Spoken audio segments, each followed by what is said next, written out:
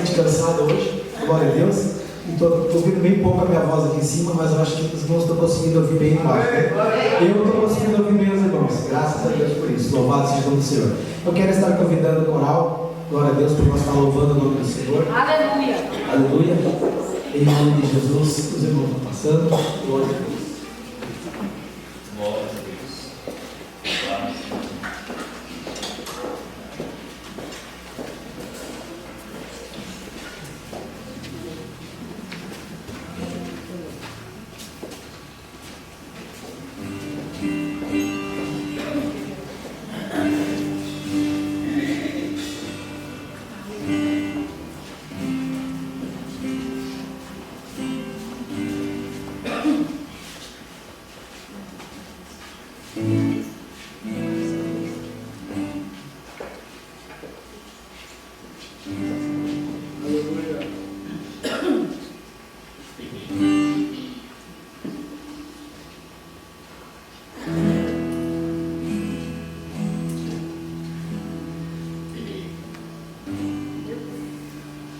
Exaltado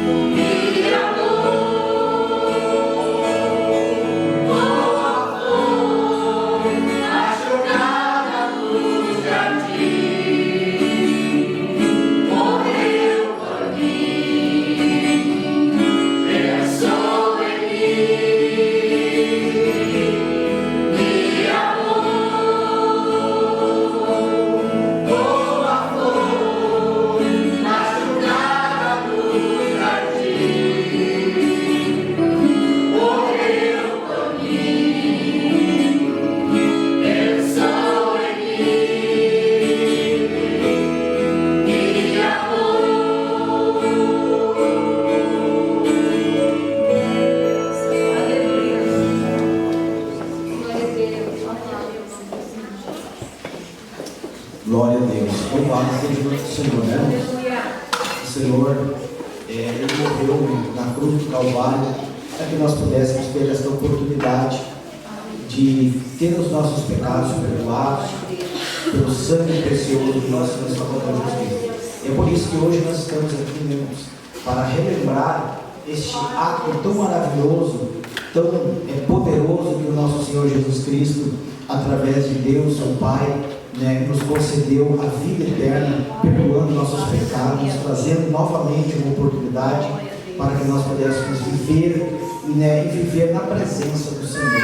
E é isso que nós fizemos a cada dia, a cada minuto que passa, fazer valer o sacrifício da cruz do Calvário, nos dedicando ao Senhor integralmente, uma vida de dedicação ao Senhor, na presença do Senhor em todos os momentos da nossa vida, não só na igreja, mas eu digo em todos os momentos, desde que nós levantamos pela manhã, fizemos os nossos afazeres, trabalhamos durante o dia, que todo momento, todo segundo da nossa vida, nós possamos sempre ter em mente que nós só estamos vivos, caminhando sobre essa terra, porque nós tivemos alguém que pagou um preço, alguém que verteu um sangue inocente na cruz do Calvário para que isto viesse a acontecer. Então nós precisamos ser gratos a Deus. E como que nós seremos gratos ao Senhor? Estando na sua presença, adorando o seu nome, obedecendo a sua palavra a cada minuto que passa. Amém, meus irmãos? Eu quero cantar um cântico com os irmãos de adoração a Deus. Daqui a pouquinho nós já vamos ouvir a palavra do Senhor. Convido os irmãos para nós cantar. Glória a Deus. Fique de pé em nome do Senhor. Vamos cantar em adoração ao Senhor.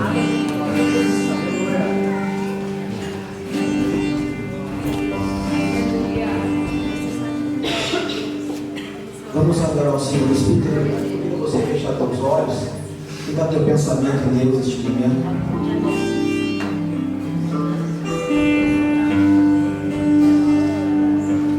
Medita no Senhor.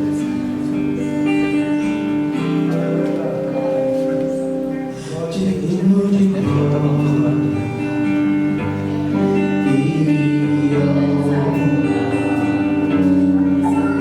levantemos nossas mãos para teu nome exaltar. Digno de glória e honra.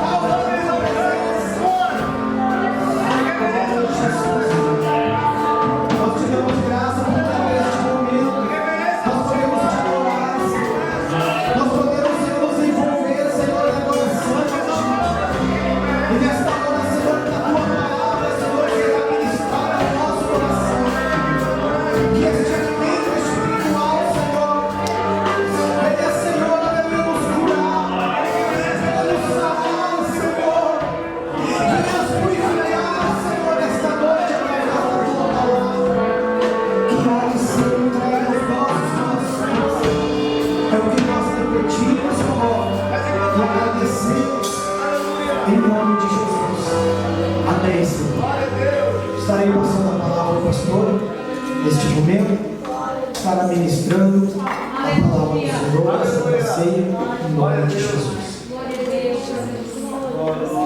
Aleluia. Glória a Deus. Saúde a todos na paz do Senhor, amém? Amém. Podem sentar, irmãos, em nome de Jesus. Glória a Deus.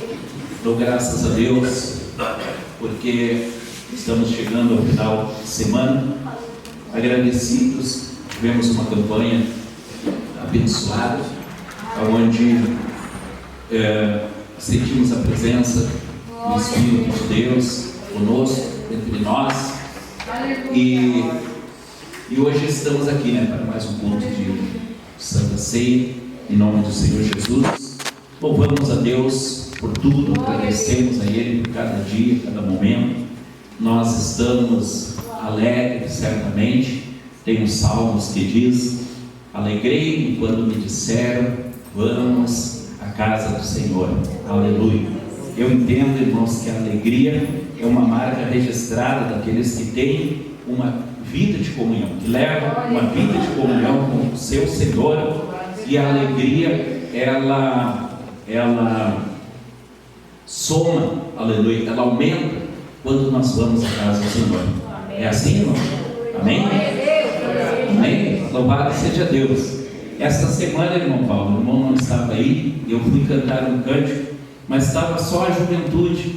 A juventude não me acompanhou, irmãos. É um cântico que eu conheço, falecido Luiz de Carvalho conhecia, falecido Feliciano do Amaral conhecia, e o Paulo.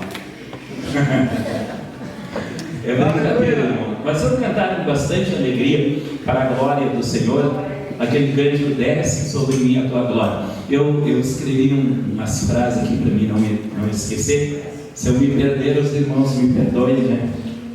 E vamos louvar a Deus de todo o nosso coração.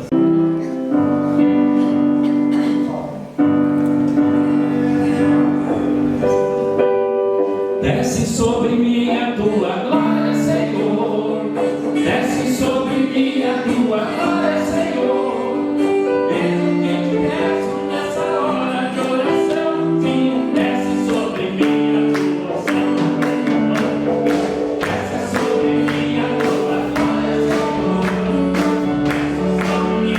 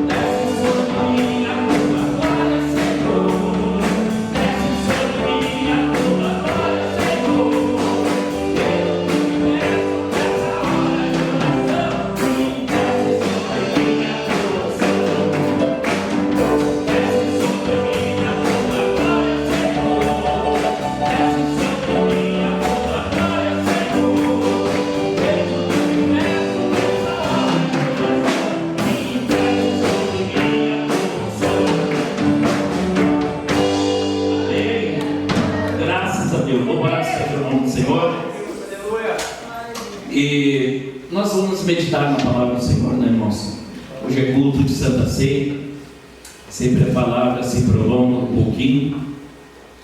Eu agradeço os irmãos que cooperaram nessa primeira parte.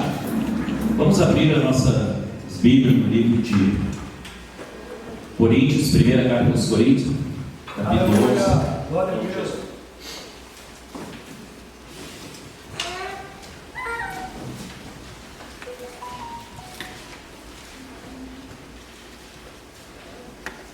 Glória a Deus. Oh, aleluia.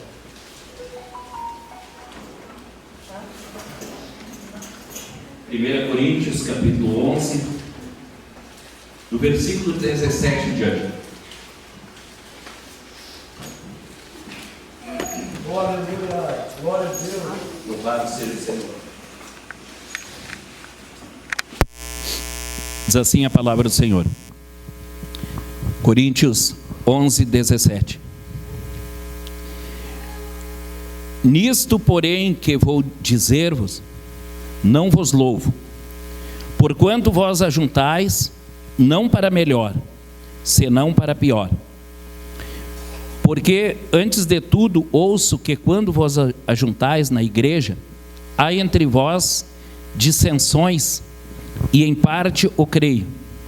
E até importa que haja entre vós heresias, para que os que são sinceros se manifestem entre vós. De sorte que quando vos ajuntais num lugar, não é para comer a ceia do Senhor, porque comendo, cada um toma antecipadamente a sua própria ceia, e assim um tem fome e outro embriaga-se. Não tendes porventura casas para comer e para beber? Tais a igreja de Deus e envergonhada nada tem. Irei, louvar-vos-ei, nisso não vos louvo. Até aqui, irmãos. Podeis sentar, em nome de Jesus, o nosso Salvador. O apóstolo Paulo falando à igreja de Corinto, e essa carta, são duas cartas à igreja de Corinto, né, que está registrado na Bíblia. Ela é bastante doutrinária. E uma coisa interessante, né, irmãos, nós, a igreja, nós precisamos entender por que esta carta é bastante doutrinária. Havia um motivo, havia uma razão. Claro, todo povo precisa ser doutrinado. Todos nós, né, irmãos? Em qualquer parte do mundo. Quando aceitamos Jesus como nosso único e suficiente Salvador, nós entregamos a nossa vida a Ele e temos que aprender dele. Aprender a sua doutrina, né? Ter Jesus no capítulo 11 de Mateus, ele diz assim: vinde a mim, os que estáis cansados, oprimidos, sobrecarregados, eu vos aliviarei. Depois ele diz: tomai sobre vós o meu jugo e aprendei de mim, que sou manso e humilde de coração, e encontrareis descanso para as vossas almas. Então nós vemos que tem duas fases bem definidas, né? A primeira é vir até Jesus e encontrar um alívio para a nossa alma. A segunda é tomar o jugo, aprender dele e encontrar descanso para a alma. Louvado seja o nome do Senhor. Então o apóstolo Paulo, ele ajudou a fundar esta igreja na sua segunda viagem missionária, aleluia, e agora então ele se preocupava em escrever cartas para esta igreja a fim de doutriná-los. E eu interpreto, eu penso que foi uma das igrejas mais difíceis de doutrinar, devido o povo, de onde eles vinham, ou seja, qual a cultura que eles tinham, né, irmãos? Porque trazer uma pessoa para Jesus, converter uma pessoa, é simplesmente isso, tirar de uma cultura que talvez ele nasceu, se criou, ou vem de muitas gerações, e aí mudar aquela cultura para uma, digamos, cultura, né? Mas na verdade é viver da fé, viver o Evangelho do Senhor, viver os ensinamentos da palavra do Senhor. Então era isso que Jesus fazia. Corinto era uma cidade, uma cidade importante, grande, né? Uma cidade da Grécia, onde tinha o principal porto. Então isso já nos diz muita coisa, né, irmão? O que é uma cidade portuária? A cidade portuária, vem pessoas de muitos lugares, de todos os lugares, podemos dizer assim.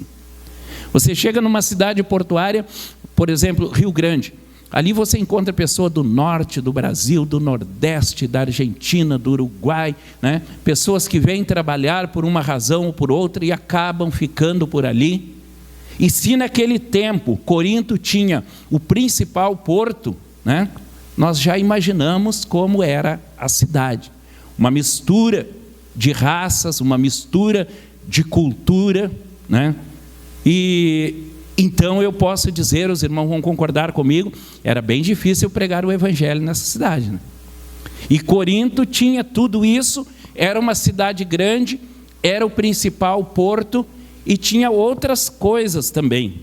A população de Corinto, a população de Corinto era 2/3 era escravos, 2/3 era o povo que trabalhava nos carregamentos, carga e descarga de navio, e isso era serviço dos escravos. Então a cidade tinha mais escravos do que pessoas livres. Essa semana nós meditamos um pouquinho nisso, né, irmãos? Um povo que tem uma cultura de escravo, ele tem uma dificuldade muito grande de viver o Evangelho do Senhor, porque o Evangelho do Senhor é liberdade.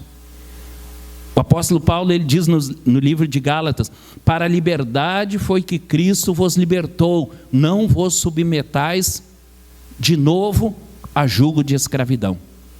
Aleluia. Então uma cultura de escravo é difícil se alinhar com uma cultura de pessoas livres. Nós meditamos essa semana que o povo de Israel, ele aprendeu a ser escravo no Egito, saíram do Egito escravos. Deus precisou fazer eles arrodear pelo deserto, dar muitas voltas antes de entrar em Canaã, porque eles não sabiam ser uma nação livre. Eles tiveram que aprender a viver uma liberdade, aprender principalmente a depender do Senhor, né, irmãos? A depender do Senhor, porque o escravo, ele depende do seu senhor, ele depende da sua senhora, ele depende dos filhos dos seus senhores, né? E assim vai uma dependência muito grande. A gente vê nos filmes, por exemplo, que os escravos, as crianças, filhos dos patrões, eles já começavam a chamar de senhorzinho, né? Já tinham aquela submissão, mesmo que fosse uma criança e o escravo fosse um idoso, né? Então é assim, mas para sermos cristãos, nós precisamos aprender a ser livres. E o povo de Corinto precisava muito isso, e tinha essa dificuldade, né, irmãos? Porque se dividisse a população em 3 partes, 2 partes eram escravos e uma só era de pessoas livres. Tinha outras coisas que a igreja de Corinto se orgulhava. A cidade de Corinto, o povo de Corinto, né, a igreja, o povo de Corinto tinha muitos templos, muitos templos. Até hoje os arqueólogos estão descobrindo templos, né? Descobriram uma sinagoga judaica, que na época ninguém sabia que tinha existido, mas os arqueólogos confirmaram que existia uma sinagoga naquela cidade. Mas existia templos pagãos, inclusive o mais famoso dos templos, o templo da deusa Afrodite. O templo da deusa Afrodite ficava em Corinto. E isso mobilizava a cidade inteira, porque a deusa Afrodite era a deusa do amor, né? Só imagina, né, irmãos? Era a deusa do amor.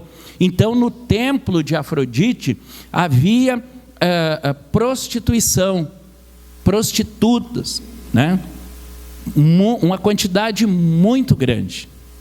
Por isso que o apóstolo Paulo fala nessa primeira carta a Coríntios, por exemplo, sobre o corte de cabelo das mulheres, para não se parecer com as prostitutas da cidade, porque a cidade era infestada por mulheres que eram prostitutas do templo de Afrodite, né? E isso trazia uma gama muito grande de pessoas, né, que vinham fazer turismo naquela cidade. Movimentava o turismo o templo de Afrodite. E ali o apóstolo estava implantando uma igreja. Louvado seja o nome santo do Senhor. A cidade era identificada pela imoralidade.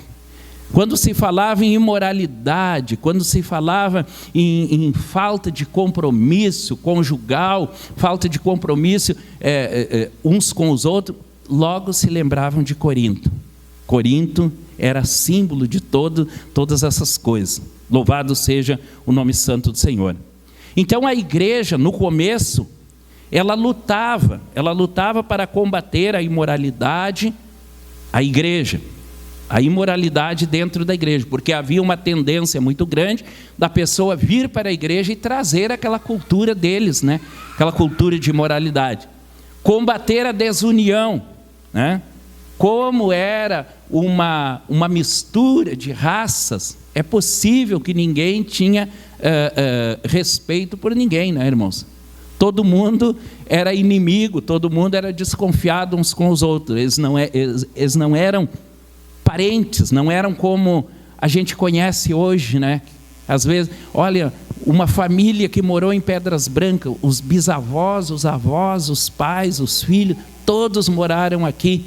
Então é uma família já de muitos. Não, lá não existia isso. Era pessoas que chegavam a todo momento, pessoas que saíam, pessoas que chegavam. A desunião entrou na igreja. Ou seja, as pessoas se convertiam e traziam para dentro da igreja essa desunião. E então a igreja lutava contra a imoralidade, contra a desunião, contra a dificuldade geral de viver como cristãos piedosos, cristãos que viviam na prática da justiça. Tinha uma dificuldade muito grande para implantar este conceito, né? E tudo isso por causa da cultura. O apóstolo Paulo procurava encorajar a unidade em Cristo. A unidade em Cristo, a unidade por meio de Cristo Jesus. Um dos pontos principais da igreja cristã, né, irmão? Um dos pontos fundamentais da nossa doutrina é a unidade em Cristo Jesus. Nós cantamos cânticos como, por exemplo, o capítulo 4 de Efésios: somos um em Cristo, somos um, há um só Deus, um só Senhor, uma só fé, um só amor, aleluia. Cânticos que ressaltam um versículo bíblico, né, para o nosso ensinamento, para a nossa doutrina. Louvado seja o nome do Senhor. Então, em resumo, a igreja confrontava o pecado. Tinha que confrontar o pecado. Louvado seja Deus. Nos nossos dias não é diferente, né, irmãos? Nossos dias não é diferente. Nós somos uma igreja, nós temos, talvez em menor escala ou igual, né? Mas nós temos também os mesmos enfrentamentos. E hoje nós nos reunimos para um culto de Santa Ceia. E vamos examinar o que dizia Paulo aos Coríntios, falando sobre a ceia do Senhor. Ele dizia, por exemplo: nisto, porém, que vou dizer-vos, não vos louvo, porquanto vós ajuntais não para melhor, senão para pior. O ajuntamento, ele precisa ser para melhor. Nós precisamos sair da igreja alegres, agradecidos, por termos tido um encontro com Deus, por termos ouvido a palavra do Senhor, por termos expressado a Deus o nosso louvor, a nossa gratidão, aleluia. E às vezes tem a tendência de não acontecer isso aí, Podemos sair da igreja mais bravos do que chegamos, Deus livre, né, irmãos? Mais irritados do que quando saímos de casa, Deus nos livre disso. Louvado seja o nome santo do Senhor. Ontem eu fiz uma brincadeira meio descabível, né? Eu dei um exemplo de cristãos que estavam desejando o encerramento do culto porque tinham outros compromissos.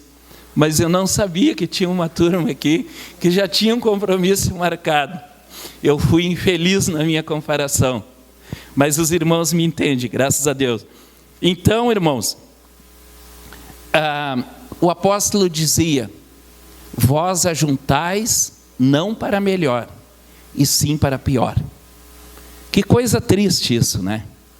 O apóstolo Paulo estava falando de relatórios que chegavam até ele de como estava sendo o procedimento daquela igreja, o procedimento daquele povo dentro da igreja. Aleluia! Vocês estão se reunindo para pior e não para melhor.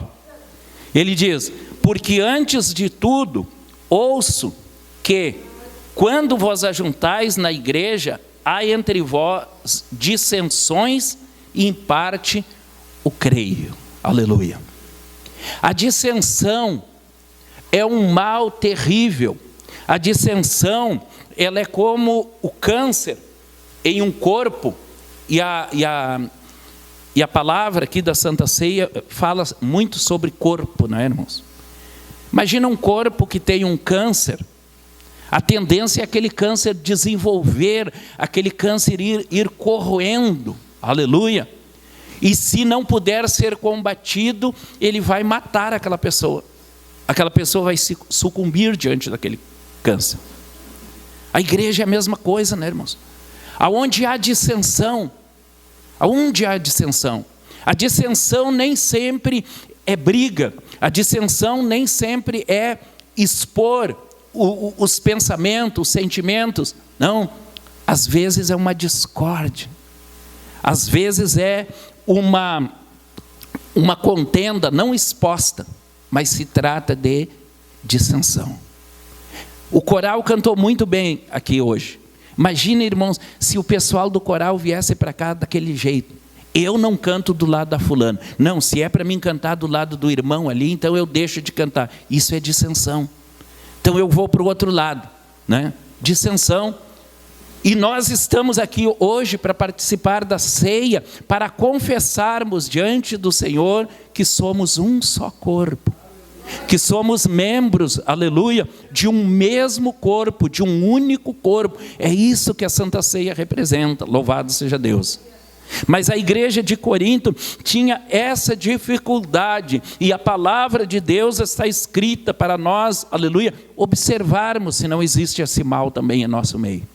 Se não está existindo no nosso pensamento, no nosso foco, nas nossas considerações, aleluia, não está havendo alguma dissensão, aleluia, que muito escondida em qualquer corpo, ela é nociva, ela corrói, ela leva para a destruição, aleluia. E como câncer, quando ela chega a aparecer, às vezes não tem mais volta, não tem mais conserto, aleluia. Então o apóstolo Paulo, a primeira queixa que ele tinha, né, ele apresentava, era a dissensão. E ele diz: até importa, é importante que haja heresia entre vós. Por quê, irmãos? Disse ele: para que os que são sinceros se manifeste entre vós. Aleluia. Amados irmãos, a igreja combatia o pecado. A igreja ela deve combater o pecado. Mas combater o pecado quer dizer pregar a verdade, pregar a palavra.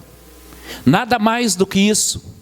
Porque a palavra do pregador, ela só pode chegar até o ouvido da pessoa, a voz do pregador. Depois, dali em diante, não é mais com o pregador, aí é com a própria pessoa. O pregador, o pastor, não pode fazer mais nada. Ele pode pregar. Ele pode pregar. Combater o pecado não é dizer para o irmão, para a irmã: tu não vai tomar a Santa Ceia, tu não está com cara de quem te consagrou essa semana. Não, aleluia. A Bíblia não nos ensina isso. A Bíblia diz: examine-se o homem a si mesmo. Faça um exame de consciência, faça uma cariação da sua vida com a palavra de Deus, aleluia, e assim coma do pão e beba do cálice, aleluia. Porque é cada um que vai se comprometer diante do Senhor. Um dia nós vamos dar conta, todos nós. A palavra de Deus diz: grandes e pequenos, todos nós chegaremos diante de Deus, aleluia. E vamos ter que dar conta de tudo que fizemos. Então a palavra de Deus, ela está dizendo: há entre vós dissensões, e em parte eu creio, e até importa que haja entre vós heresias, para que os que são sinceros se manifestem entre vós. Aleluia. Aleluia. Jesus, certa vez, ele fez uma parábola do joio e do trigo. E ele disse: um homem semeou boa semente, mas dormindo os homens vieram os inimigos e semearam o joio. E quando cresceu, quando nasceu a semente, nasceu também o joio. E os servos perguntaram: Senhor, tu não semeaste boa semente, da onde veio o joio? E ele disse: um inimigo é que fez isso. Enquanto os homens dormiram, o inimigo foi e semeou o joio. Mas aí, os servos: queres que vamos lá e arranquemos, Senhor? O Senhor disse: não arranque. Porque vocês podem querer arrancar o joio e danificar o trigo, né? Deixa crescer ambos juntos, que no dia da ceifa serão separados. No dia da ceifa, o que é joio vai para o fogo, e o que é trigo vai para o celeiro. Aleluia. Então assim é a igreja do Senhor, né, irmãos? A igreja combate o pecado até certo ponto, com uma certa restrição. Prega a palavra, fala a verdade, aleluia. Mais do que isso é impossível, porque o Senhor mesmo disse: deixa o trigo e o joio crescer juntos, que um dia os anjos vão separar. Louvado seja o nome do Senhor. Então, é bom que haja heresias, diz o apóstolo Paulo, para que o sincero se manifeste, ou seja, para que o trigo possa crescer e se sobressair, né? Quem vive de dissensão, quem vive de heresia, vai continuar até o dia em que os anjos separarem o trigo para o celeiro e o joio para o fogo. Aleluia. Então ele fala da Santa Ceia, ele diz: comendo, de sorte que quando vós ajuntais num lugar, não é para comer a ceia do Senhor. Essa colocação, essa expressão, comer a ceia do Senhor, distorce muito, aleluia. Distorce porque nós pensamos que o comer é que é o mais importante. Nós pensamos que existe uma unção naquele pão, existe uma unção naquele vinho, e se nós comemos, todos os problemas estão resolvidos. Não é assim, irmãos. Aquele pão, aquele vinho, ele simboliza como está a nossa vida com o Senhor. Aquele pão, aquele vinho, nós comemos do mesmo pão, tomamos do mesmo cálice, aleluia, para confessar que temos algo em comum, que somos realmente um corpo, que comemos do mesmo corpo, que bebemos do mesmo sangue, aleluia. mas aquilo simboliza o que realmente está na nossa vida, o que realmente nós estamos vivendo, o que realmente nós cremos, o que nós aceitamos. Louvado seja o nome santo do Senhor. Então é uma confissão daquilo que se passa aqui no nosso coração, na nossa vida. Louvado seja o nome do Senhor. Então o apóstolo estava dizendo que não é com essa intenção comer, vamos nos reunir para comer a ceia do Senhor. Aleluia. Quando vos ajuntais num lugar, não é para comer a ceia do Senhor. Eles entendiam, irmãos, que comer era realmente se alimentar. Vamos comer a ceia. Até porque a palavra ceia, ela significa a refeição, a última refeição do dia. No caso, a janta, né? Então era a ceia. Mas a Bíblia diz que depois de cear, Jesus tomou o pão, pegou o cálice e fez uma ceia diferente, que é chamada de ceia do Senhor, né? Alguns dizem Santa Ceia, mas a Bíblia não diz Santa Ceia, a Bíblia diz a ceia do Senhor. Louvado seja Deus. E então o apóstolo está dizendo, quando ajuntais no lugar, não é para comer a ceia, porque comendo cada um toma antecipado a sua própria ceia. Eles entendiam que o importante era comer. E aí eu imagino, irmãos, que quem levava bastante, comia bastante. Quem levava pouco, comia pouco. Quem não levava nada, não comia nada. E era assim que eles estavam celebrando a ceia do Senhor. Cada um levava a sua comida. Não tinha nada de reverência. Não tinha nada, aleluia, de testemunho de vida de comunhão, de vida de fé, de vida de comprometimento. Então o apóstolo vai dizer assim, não tendes porventura casas para comer e beber, ou desprezais a igreja de Deus e envergonhais os que nada têm? Que vos direi? Louvar-vos-ei? Nisso não vos louvo. Aleluia.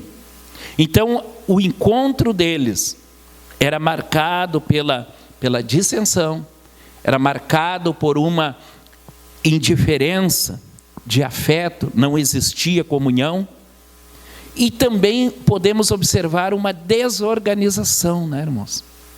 Desorganização. As coisas de Deus, para Deus não podem ser desorganizadas. A desorganização, aleluia, é a prova de quem não tem um compromisso com Deus, de quem não está fazendo as coisas tendo Deus como o centro, tendo Deus como o cabeça, realmente. Aleluia. Todas as coisas de Deus são organizadas. Nós lemos na palavra de Deus como eram os rituais no templo, né, irmãos? Tudo organizado, tudo tinha o seu tempo, tinha o seu momento, a sua hora. Nós vemos na Igreja Católica, por exemplo, tem uma organização tremenda para se fazer a ceia. As igrejas evangélicas também devem ter, né, irmãos? Tem, mas é necessário nós pregarmos de vez em quando, é necessário nós trazermos o ensino da palavra de Deus. Aleluia. Porque eu entendo que cada pessoa que participa da ceia, ele deve saber o que está fazendo. Saber o que está fazendo. Eu entendo, não. A Bíblia diz isso. Aquele que come e bebe sem discernir o corpo, come e bebe para a sua própria condenação. Aleluia. A Bíblia é bem incisiva nesse aspecto. Come e bebe para a sua própria condenação por não discernir o corpo. Aleluia. Uma pessoa que não tem um discernimento do corpo, da igreja, ele faz de qualquer jeito, ele passa por cima do seu irmão, da sua irmã, né? Não se importa com nada, né? Tanto faz estar em comunhão ou não estar em comunhão, tanto faz. Não, as coisas de Deus é com comunhão. Comunhão é uma das marcas de quem é salvo, de quem é santificado pelo poder de Deus, de quem é justificado pelo sangue de Jesus. Aleluia. É a vida de comunhão. Então o apóstolo Paulo, nós lemos até o versículo 22, né? Aí ele começa a dizer no versículo 23, porque eu recebi do Senhor o que também vos ensinei, que o Senhor Jesus, na noite que foi traído, tomou o pão, e tendo dado graças, o partiu e disse: tomai e comei, este é o meu corpo, que é partido por vós, fazei isso em memória de mim. Semelhantemente também, depois de cear, tomou o cálice, dizendo: este cálice é o novo testamento no meu sangue, fazei isso todas as vezes que beberes em memória de mim. Porque todas as vezes que comeres este pão e beberes o cálice, anunciai a morte do Senhor até que Ele venha. Aleluia. Então aqui está as diretrizes para uma ceia organizada, para nós entendermos o que fazemos, por que fazemos, louvado seja o nome do Senhor. Depois o apóstolo Paulo ainda continua doutrinando. Ele diz: portanto, qualquer que comer este pão, beber o cálice do Senhor, indignamente será culpado do corpo e do sangue do Senhor. Olha como isso é profundo, né, irmãos? Toda vez que eu leio esse versículo, esse texto, eu me lembro que quando crucificaram a Jesus, o povo era instigado pelas autoridades do templo, pelos sacerdotes, a dizer que eles queriam que Jesus fosse crucificado.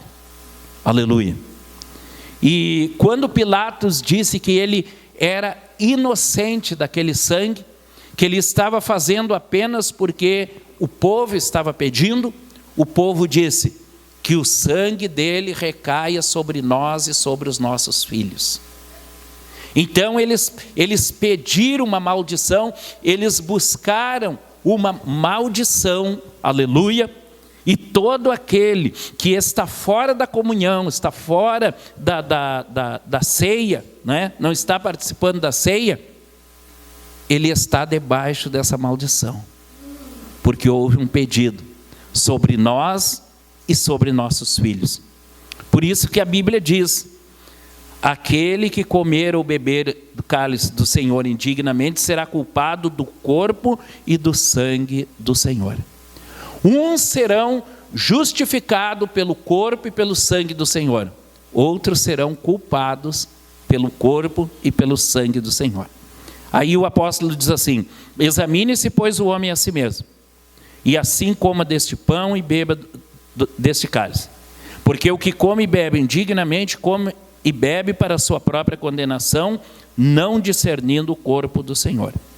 Por causa disso, há entre vós muitos fracos e doentes, e muitos que dormem. Aleluia. Amados irmãos, esta palavra, ela tem uma conotação muito grande com o livro de Isaías. Isaías, falando a respeito de Jesus, ele diz: o castigo que nos traz a paz estava sobre ele, e pelas suas pisaduras nós fomos sarados. Antes diz, ele levou sobre si as nossas dores, ele levou sobre si as nossas enfermidades. Aleluia, aleluia. Então, irmãos, quando nós participamos da Santa Ceia, participamos com fé, participamos com discernimento, participamos com temor, nós recebemos saúde espiritual, nós recebemos saúde também para o nosso corpo físico, porque assim diz a palavra de Deus. Nós recebemos energia, nós recebemos vigor, tanto no aspecto físico como espiritual. Aleluia. Mas a palavra de Deus nos diz: o que come e bebe indignamente, come e bebe para a sua própria condenação, não discernindo o corpo do Senhor. Por causa disto, há entre vós muitos fracos e doentes, e muitos que dormem. A fraqueza, a doença, o sono espiritual ele acontece na vida do homem, da mulher, dos cristãos, aleluia, por não ter um discernimento do corpo do Senhor, por não saber o que somos neste contexto de igreja, corpo do Senhor. Aleluia, aleluia, louvado seja o nome santo do Senhor.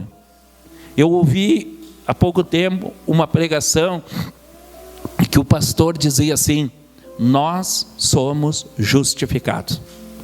Todos nós aqui nesta noite somos justificados. Aleluia. Mas às vezes tem pessoas que querem dizer: não, talvez eu vou ser justificado. É quando nós não conhecemos a nossa posição no Senhor. Porque se a palavra de Deus diz assim: o sangue de Jesus nos purifica de todo o pecado. Aleluia. E aí nós dizemos: eu não sou purificado, eu não sou justificado. É porque nós não temos discernimento do que a palavra de Deus está dizendo. A palavra de Deus, quando diz é. Quando diz será, então é será. Mas no caso, a palavra de Deus diz: o sangue de Jesus te justifica do pecado. O sangue de Jesus nos purifica do pecado.